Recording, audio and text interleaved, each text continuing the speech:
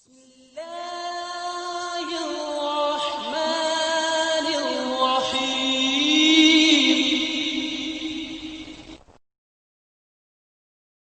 رب اشرح لي صدري ويسر لي أمري واحلل عقدة من لساني يفقه قولي.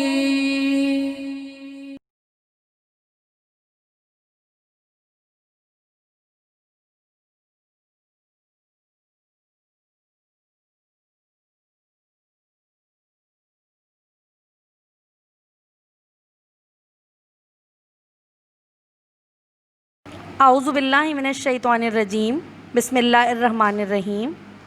Assalamu alaikum, dear students.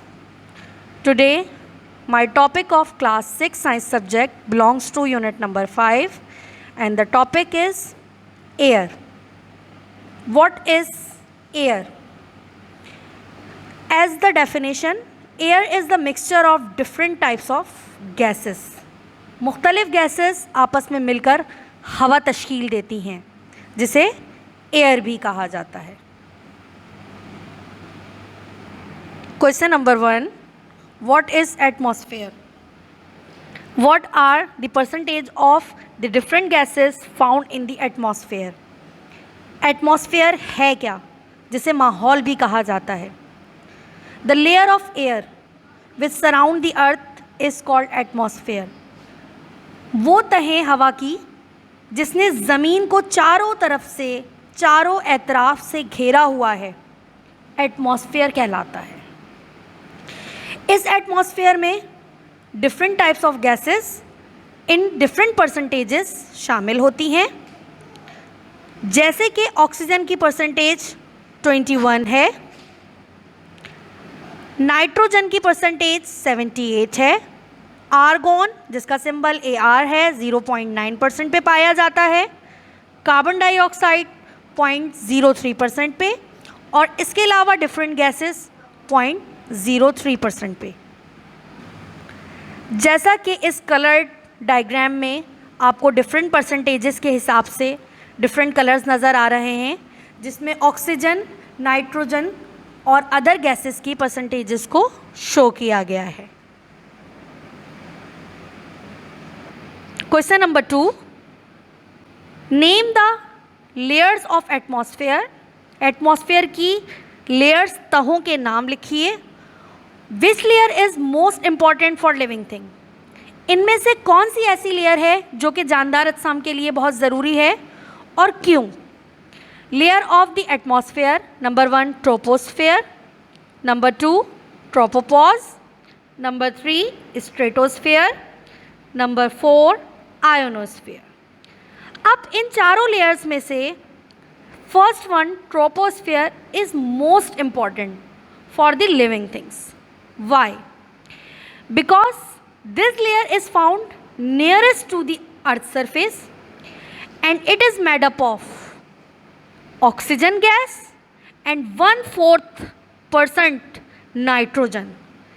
These gases are used by the different living creatures, so that's why it is called troposphere is the most important layer for the living organisms. Question number 3, write down the properties of oxygen. Oxygen की क्या खुसूसियात हैं? It is clear colourless gas with no smell. ये बिल्कुल साफ, colourless, इसका कोई रंग नहीं होता, बेरंग होती है और बेबू होती है, इसकी कोई स्मेल नहीं होती. Number 2, it is very slightly soluble in water. ये पानी में बहुत कम, बिल्कुल हल्की हलपजीर होती है. Number 3, it reacts with lot of substances to form oxide. ये मुख्तलिफ सब्सटेंसेस के साथ मिलकर उनके ऑक्साइड बनाती है और एनर्जी प्रोवाइड करती है. इसके अलावा ये 2 इम्पॉर्टेंट रिएक्शंस में भी इम्पॉर्टेंट पार्ट प्ले करती है, जैसे कि respiration and combustion. Question number 4, write down the properties of nitrogen. Nitrogen means symbol N. Properties of nitrogen. Properties of nitrogen. Number 1, it is colorless gas with no smell. ये बेरंग gas है जिसकी कोई smell या बदबू नहीं होती. Number 2, it is only slightly soluble in water. ये सिर्फ पानी में थोड़ी सी हल्पजीर होती है. Number 3, it is not very reactive like oxygen. ये ऑक्सीजन की तरह तेज़ी से तामुल नहीं करती.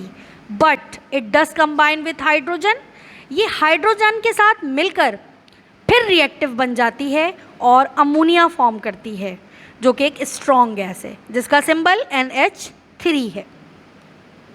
Question number 5, write down properties of carbon dioxide means CO2. Properties of carbon dioxide. It is colourless gas with no smell. ये बेरंग और बेबू गैस है. It is heavier than air. ये हवा से भारी होती है. Number 3, it does not help things to burn. ये चीज़ों को जलने में मदद नहीं देती, जबकि ऑक्सीजन चीज़ों को जलने में मदद देती है. मीन्स ये बुझाने में मदद देती है. Number 4, it is slightly soluble in water forming a weak acid called carbonic acid. ये पानी में बहुत कम हलपजीर होती है. इसके अलावा ये वीक एसिड, जो कि कमज़ोर तेज़ाब कहलाता है, कार्बोनिक एसिड फॉर्म करती है.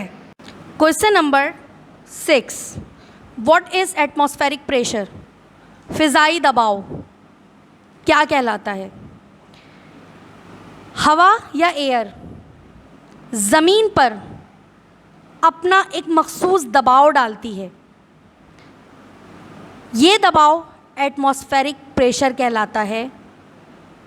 इस दबाव की वजह से ज़मीन पर एक कुव्वत लगती है, एक फोर्स लगती है, जिससे वज़न डेवलप होता है और फिर इसे माहौलियाती दबाव या फिर एटमॉस्फेरिक प्रेशर का नाम दिया जाता है. अब इस एटमॉस्फेरिक प्रेशर को किस चीज़ से मेजर किया जाता है, इसे क्वेश्चन नंबर 7 में डिस्कस करते हैं. बैरोमीटर. व्हाट इज़ बैरोमीटर और इसकी कितनी तरह की टाइप्स होती हैं, जिसे कहाँ कहाँ यूज़ किया जाता है. बैरोमीटर एक ऐसी डिवाइस है जिससे एटमॉस्फेरिक प्रेशर या एयर प्रेशर को मेजर किया जाए, पैमाइश की जाए, बैरोमीटर कहलाता है. ये 3 तरह के होते हैं, सिंपल बैरोमीटर, एनीरोइड बैरोमीटर और एल्टीमीटर. सिंपल बैरोमीटर एक ग्लास ट्यूब पर कंसिस्ट होता है और एक एंड से सील्ड होता है, बंद होता है. इसके अलावा इसमें मरकरी भरी हुई होती है, जो कि और इसके साथ साथ एक इन्वर्टेड उल्टी डिश भी होती है. Number 3, the height of mercury column in the glass tube measure the atmospheric pressure. जैसे जैसे एटमॉस्फेरिक प्रेशर बढ़ता है वैसे वैसे मरकरी का लेवल बढ़ता है, जिससे हमें एटमॉस्फेरिक प्रेशर को नापने में आसानी होती है. Number 2, aneroid barometer. An aneroid barometer is a box with flexible sides. घूमने वाली, हरकत करने वाली साइड्स पर कंसिस्ट होता है, फिक्स नहीं होता, सिंपल बैरोमीटर की तरह. इसके अलावा एटमॉस्फेरिक प्रेशर शेप में चेंज होता है और स्केल भी कंसिस्ट होता है पॉइंटर के साथ. इसे मौसम की सूरत हाल जांचने के लिए और पता लगाने के लिए इस्तेमाल किया जाता है. Number 3, altimeter. एल्टीमीटर को यूज़ ऊंचाई वाले मकामात पर किया जाता है, जिसे पायलट और माउंटेनियर्स यूज़ करते हैं. It indicates their heights above the sea level. ये समंदरी सतह से ऊंचाई मालूम करने के लिए यूज़ किया जाता है. Question number 8, how will you prove by an experiment that air exert pressure. Question number 8 में हमें एक्सपेरिमेंट के ज़रिए इस बात को वाज़े करना है कि एयर प्रेशर या दबाव एक्सर्ट करती है चीज़ों पर. इस एक्सपेरिमेंट को करने के लिए हमने एक टिन कैन लिया और उसके इंटरनल एयर को रिमूव करने के लिए उसे हीट किया। हीट अप करने के बाद उसकी इंटरनल एयर निकल गई, तो हमने उसके कैप को टाइट कर दिया। थोड़ी देर के बाद हम इस पिक्चर में देख सकते हैं कि इसकी हालत कुछ इस तरह से हो गई। इट्स मीन ये आउटवर्ड टू इनवर्ड पुश हो गया और इसकी हालत कुछ प्रेस शक्ल में आ गई, जिससे हमें ये बात पता चलती है कि आउटवर्ड डायरेक्शन से इनवर्ड डायरेक्शन में इस पर एयर प्रेशर एक्सर्ट हुआ। इसी एक्सपेरिमेंट को प्रूव करने के लिए हमने दूसरा मेथड अप्लाई किया और हमने एक ग्लास जार में पानी को भरा और पानी को भरने के बाद हमने उस पर एक कार्डबोर्ड लगाकर उसकी डायरेक्शन को इन्वर्ट कर दिया, उल्टा कर दिया। इस तरह से हमने थोड़ी देर के बाद अपने हाथ को कार्डबोर्ड से हटा लिया, लेकिन कार्डबोर्ड फौरी तौर पर नहीं गिरा। इसका मतलब ये हुआ कि डाउनवर्ड डायरेक्शन से अपवर्ड डायरेक्शन में कार्डबोर्ड पर एक फोर्स लग रही है, जिसे एयर प्रेशर का नाम दिया गया, जिससे ये बात जाहिर होती है कि air exert pressure. Question number 9, how acid rain occur and what are the effects of acid rain on earth. तेज़ाबी बारिश कैसे बनती है और इसके क्या असरात ज़मीन पर मुरतब होते हैं। एसिड रेन जब बर्निंग ऑफ फ्यूल्स होती हैं, ईंधन यानी कि ईंधन जलता है, कंपनीज़ या फैक्ट्रियों का धुआं, तंबाकू नोशी का धुआं, जहरीले गैसेस, ये तमाम के तमाम जहरीले अनासिर एयर में मिक्स हो जाते हैं और फिर बादलों में दाखिल हो जाते हैं। फिर वो बादल उस पानी के साथ मिलकर ज़मीन पर जो बारिश बरसाता है, उसे एसिड रेन का नाम दिया जाता है। जैसा कि इस फिगर में आप देख सकते हैं कि फैक्ट्रीज से निकलने वाली sulphur dioxide, carbon dioxide, carbon monoxide, ये तमाम की तमाम अर्थ पर और फ़िज़ा में शामिल हो रही है। पानी के ज़रिए ये बादलों की शक्ल इख्तियार कर जाती हैं। फैक्ट्रीज से निकलने वाले जहरीले अनासिर इन बादलों के पानी में शामिल हो जाते हैं और बारिश की सूरत में दोबारा ज़मीन की तरफ आते हैं, जिसकी वजह से जो जहरीले असरात मुरतब होते हैं वो ये हैं। सांस लेने में दुश्वारी का मरहला होता है। इसके अलावा ये तेज़ाबी बारिश बिल्डिंग्स, दरख्तों और फसलों को तबाह करती है।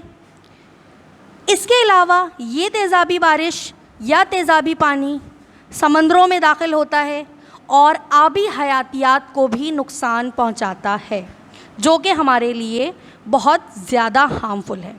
आई होप स्टूडेंट्स आपको ये चैप्टर बहुत अच्छे से समझ आ गया होगा। मैं उम्मीद करती हूँ कि आपको किसी किस्म की कोई परेशानी नहीं होगी।